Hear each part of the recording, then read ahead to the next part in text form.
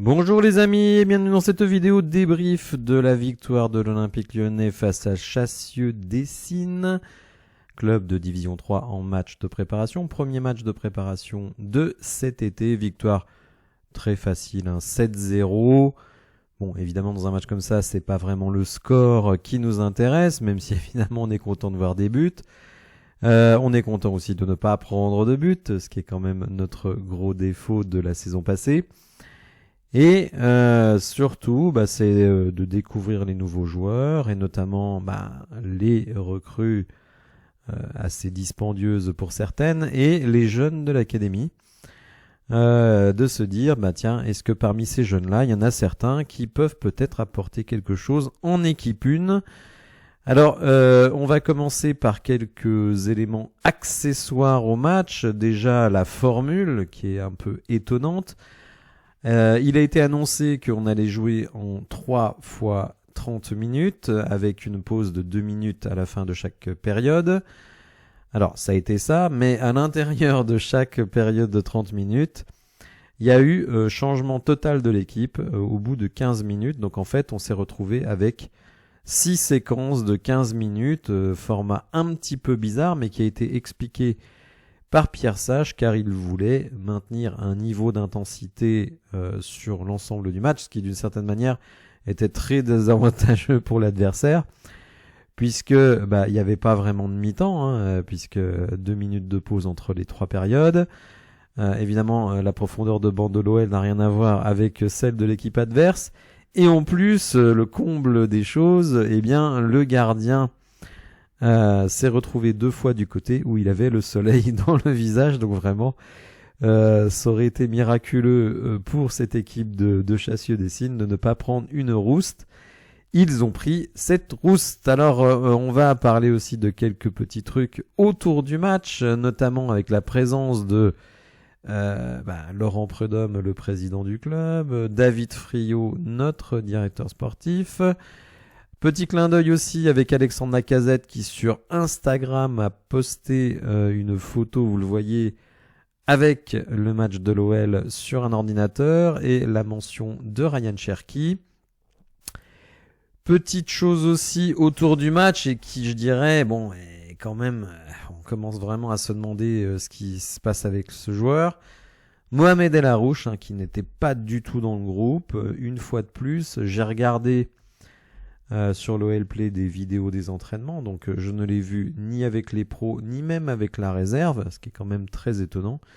Donc je ne sais pas ce qui se passe avec Mohamed El Arouche. J'espère que la question sera posée à un moment donné à Pierre Sage ou à d'autres membres importants du club, parce que écoutez, Mohamed, il est en dernière année de contrat, il est présenté comme une des pépites de l'académie, donc vraiment on peut s'étonner qu'il ne soit pas présent. Je rappelle que l'été dernier, il était dans le groupe, il avait même été titulaire dans la plupart des matchs de préparation. Donc on se demande vraiment ce qui se passe avec notre ami Mohamed El Arouche. Bon, si vous avez des infos sur le sujet, évidemment, n'hésitez pas à me le dire dans les commentaires. On va aussi parler de Pierre Sage et quels étaient les objectifs de ce match, évidemment. C'est un match amical avec des règles un petit peu particulières, match de préparation. Et Pierre Sage, en fait, a expliqué qu'il veut absolument réussir à mettre en pratique 3 grands principes. Premier principe, améliorer la sortie de balle, ce qui est quelque chose qui n'était insuffisant la saison passée. Augmenter la qualité du pressing, c'est vrai que vraiment s'il y a quelque chose qui marque notre saison passée, c'était l'absence de pressing, mais bon, c'est quelque chose qui se travaille. Pierre Sage est arrivé tard dans la saison, donc il n'avait pas forcément le temps de bien préparer ça. Donc ça, en tout cas, c'est un des axes de travail et c'est ce qu'il veut voir pendant les matchs amicaux. Et aussi jouer dans la profondeur. Alors il a dit en fin de match que sur certains aspects, les objectifs avaient été, on va dire, atteint partiellement, mais que il y avait encore beaucoup de travail. C'est aussi ce qui m'a semblé en regardant le match. Il y a eu quelques séquences de pressing qui étaient intéressantes, mais on va dire, on voit qu'on est dans un stade embryonnaire de ce jeu. de cet aspect du jeu plus exactement. Et sur la sortie de balle, alors là bon, elle n'était pas très difficile étant donné que Chassieux Dessine évidemment, c'est pas une équipe qui est habituée à aller chercher le ballon haut, surtout face à des pros qui ont des qualités techniques nettement au-dessus de ce qu'ils ont l'habitude de jouer. Quant à la profondeur, alors là aussi c'était pas évident. Bon, faut dire aussi que les joueurs de profondeur n'étaient pas forcément bien disposés. Déjà Nuama n'a joué que la fin du match et en plus il s'est blessé. Il s'est vraiment fait charcuter par un joueur de Chassieux Dessine. Il a dû sortir, tout comme Matic, qui lui aussi est sorti blessé. Alors là, je ne sais pas quel est le niveau de gravité des blessures de ces joueurs, mais en tout cas, ils sont sortis du jeu. Donc, on va regarder quelle était l'équipe qui a débuté le match. Un 11, je pense que personne n'aurait pu prévoir, puisque on retrouvait des joueurs vraiment qu'on n'attendait pas sur le terrain. Lucas Perry, c'était attendu. Il a joué 45 minutes, donc la première période plus la moitié de la deuxième période. Et ensuite, c'est Anthony Lopez qui est entré. On notera d'ailleurs qu'Anthony Lopez, très soutenu par les groupes de supporters, tout comme un autre joueur dont on parlera à la fin. Abner Vinicius, donc latéral gauche. Dejan Lovren, Adrielson, ça faut dire que vraiment on s'attendait pas à ça. Mata du côté droit, c'était plus attendu. Tolisso, Akuku, qu'on a ressorti du placard, tout comme Le Penant. Les deux d'ailleurs n'ont pas été si mauvais que ça. Bon après, c'est toujours pareil, il faut voir l'opposition. Fofana, Orban et Baldé en situation offensive. Alors si on s'arrête un petit peu sur les cas particuliers, on pourra dire qu'Adrielson a fait un très bon match, même si il a peut-être fait la plus grosse boulette de toute l'équipe. On va regarder ses statistiques individuelles. Donc elles nous sont données par DataOL, donc il a joué 45 minutes, 98% de passes réussies, évidemment. Pourcentage incroyable, 39 sur 40, mais là aussi à tempérer par rapport à l'adversaire. 71% de duels remportés. Le problème pour lui, c'est que un des deux qui ne remporte pas donne une occasion de but. 4 ballons récupérés, 2 dégagements défensifs, 1 tacle, et vous voyez une erreur amenant à un tir adverse. Bon, on va pas juger Adrielson. De toute façon, on va juger aucun joueur sur un match comme celui-là. Mais bon, voilà, il a du temps de jeu. Il aura encore du temps de jeu. Donc à lui de le mettre à profit. Très surprenant, évidemment, la présence de Lovren. Bon, Lovren qui n'a pas non plus eu beaucoup de choses à faire. Il faut dire vraiment que Chassieux Dessine n'est pas allé souvent porter le danger devant notre but. Comme je l'ai dit, Le Penant et Akuku ont été corrects. J'ai même vu quelques trucs assez sympas de la part d'Akuku, ce qui m'a beaucoup surpris. Le Penant, lui, en plus, s'offre un petit doublé, puisque si on regarde les 7 buts, le premier est de justement Le Penant. Le deuxième, a été marqué par Orban, un très bon jeu à deux avec Baldé qui obtient le penalty. C'est Orban qui transforme le penalty. Le Penant met le troisième sur un bon travail de Fofana et d'Abner Vinicius. Quatrième but, Perret, on attendait de le voir. On va le voir dans la composition de la deuxième équipe. Baldé met le 5e but à l'issue d'une très belle action collective. Je crois qu'il est servi par Tolisso. Et un petit peu la star de la fin du match, Enzo Molébé, on reviendra sur lui, qui a vraiment fait le spectacle. Alors un joueur de qualité, vraiment, comme on dit toujours, une pépite de la formation. Même si lui a été formé en région parisienne à Boulogne-Billancourt. Il n'est pas prévu d'ailleurs qu'il soit systématiquement avec la réserve. Peut-être sera-t-il de temps en temps dans le groupe pro. Et faut dire que là, franchement, il a fait une entrée assez incroyable. Donc voilà le premier 11 qui a démarré. Le 11 suivant, c'était celui-ci avec Perry, puisqu'il a commencé la troisième petite période, mini-période de 15 minutes. On a revu Sinali Diomandé et on a découvert Niakate, mais l'un et l'autre dans des positions, on va dire, qu'il les mettait pas forcément en valeur, puisque l'un et l'autre ont joué latéral.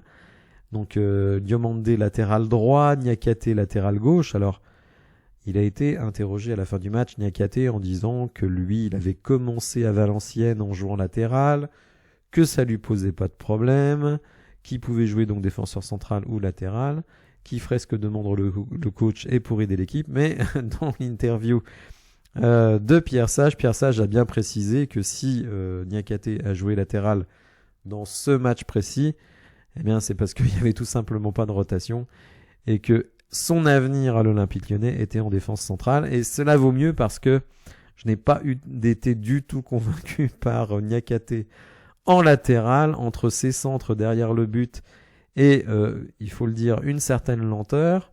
Alors qu'on peut expliquer aussi, hein. Lui vient de recevoir. D'ailleurs, Pierre Sage a dit que selon lui, Niakate était à 30% de ses capacités. Donc vous voyez, il y a encore de la marge.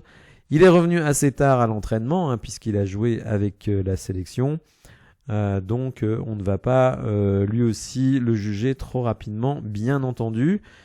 Au milieu de terrain, on retrouvait Matic et Cacré, tous les deux d'ailleurs très discrets, même si on a retrouvé Matic comme d'habitude, hein, avec une sûreté technique impressionnante. Florent Sanchez, qui revient de Molenbeek après avoir été aussi une année en prêt, je crois, aux Pays-Bas. Bon bref, il n'arrive pas à s'imposer. Le petit El Djebali qu'on avait découvert la saison passée, il avait joué un match pro, ça avait d'ailleurs été assez catastrophique. Bon, il se démène, d'ailleurs il a un peu le profil vraiment à la Mohamed El Arouche, je trouve. Même si je pense qu'El Arouche est meilleur. Mais on était très très intéressé par voir le petit Perret, hein, qui justement est le buteur de la réserve. Bon, il a fait quelques interventions peu convaincantes, hein. Il rate une énorme occasion, alors je sais plus trop dans quel tiers-temps. Mais par contre, bon, il a mis un but. Bon, le but n'était pas très difficile, mais bon, plein de sang-froid. Et surtout, il a été très très présent pour initier le pressing. Donc ça, je pense que c'est quelque chose qui va plaire au coach. Alors attention, hein, je ne vous dis pas que Perret va intégrer l'équipe première, mais en tout cas, il est sur la bonne voie. Et s'il est convoqué en équipe première, c'est qu'on a un œil sur lui. Quel est son avenir, évidemment? C'est très très difficile à dire. Mais globalement, il a fait une entrée plutôt correcte. Un autre 11 a terminé le match avec notamment Anthony Lopez, Maitland Niles qui était de retour lui aussi, O'Brien Kaletachar en centrale, on retrouve Niakate, le milieu de terrain avec Sanchez et Cacré, et donc Nuama qui malheureusement pour lui s'est vraiment fait charcuter assez rapidement, il a dû sortir. Amin Sarr, vous savez, moi je suis un des rares suiveurs de l'Olympique Lyonnais qui ne crache pas sur Amin Sarr. Je pense que c'est quelqu'un en qui j'ai envie qu'on donne un petit peu sa chance cet été, parce qu'il a un profil qu'on n'a pas vraiment au poste 9, c'est-à-dire un joueur de grande taille, puisqu'il fait quand même 1m90, très puissant. Donc je me dis, c'est un profil différent qu'on n'a pas, donc peut-être que Pierre Sage va réussir à en obtenir quelque chose de ce joueur. Bon, il a fait une entrée, mais bon, tellement courte, le pauvre, il est rentré, je crois, à 5 minutes de la 5e période, et il a joué, je crois, l'intégralité de la dernière période. Et malheureusement pour lui, il a été totalement éclipsé par Enzo Molébé. Hein, vous savez, on a beaucoup médiatisé sa signature pro. Et faut dire que le gars est un phénomène. Le commentateur nous a dit qu'il avait été repéré donc avec l'équipe de Boulogne-Billancourt par l'Olympique Lyonnais, que l'Olympique Lyonnais l'a mis en test lors d'un tournoi, et que dans un match face au Paris Saint-Germain gagné par l'OL 4-1, et bien Molébé avait mis 3 buts. Et dans un match contre Marseille gagné 4-2 par l'Olympique Lyonnais, et bien Molébé avait mis un doublé. Et justement, et bien Molébé, il a mis un doublé. Premier but vraiment très très spectaculaire, contrôle poitrine, reprise de volée. Et le deuxième sur une passe en profondeur qu'il a très bien converti. Alors lui, peut-être aura-t-il sa chance, hein. On cherche un numéro 9 remplaçant, peut-être qu'on l'a déjà. Je ne sais pas, là aussi c'est difficile. Mais en tout cas, je dirais que physiquement, Il semble prêt à jouer du football adulte. Et en tout cas, sur les occasions qu'il a eues, il a été très très efficace. Donc ça, c'est vraiment très bien. Alors on va terminer avec quelques petites infos pêle-mêle, notamment sur le mercato. Si vous suivez l'onglet communauté, je vous dis tout de suite, vous n'allez rien apprendre. Jesper Lindström, qui est une des, on va dire, des cibles de l'Olympique Lyonnais, eh bien écoutez, va peut-être partir en première ligue puisque Everton s'intéresse à lui. Et alors que l'Olympique de Marseille et l'OL veulent un prêt avec option d'achat, Everton est prêt à acheter le joueur. Alors, c'est peut-être bien pour nous qu'ils ne viennent pas à l'OL parce que figurez-vous que Antonio Conte, qui est le coach du Napoli, voulait voir le joueur à l'œuvre à l'entraînement avant de donner le bon de sortie. Et il a donné le bon de sortie, donc je pense qu'il n'a pas été du tout convaincu par ce joueur.